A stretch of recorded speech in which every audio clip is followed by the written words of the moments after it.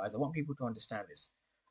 When price does come into a supply zone and tries to push price down, so you see the aggressive selling actually fail, this is an indication that this is now what we call a supply to demand flip zone, because you're seeing those interactions, you're seeing those aggressive sellers actually fail in the market, which is one of the most important things to understand.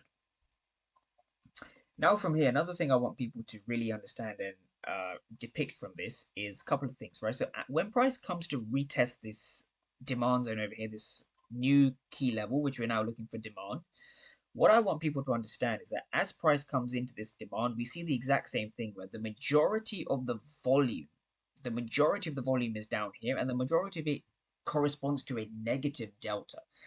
So a negative delta again represents aggressive selling, and notice how the aggressive selling is eventually overtaken by the aggressive buying. And when I spoke about finished versus unfinished auction, this is what I'm talking about.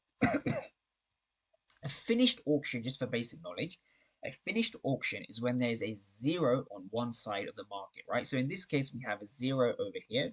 So we have 4 and 0. In this case, we have 15 and 0. We have 2 and 0.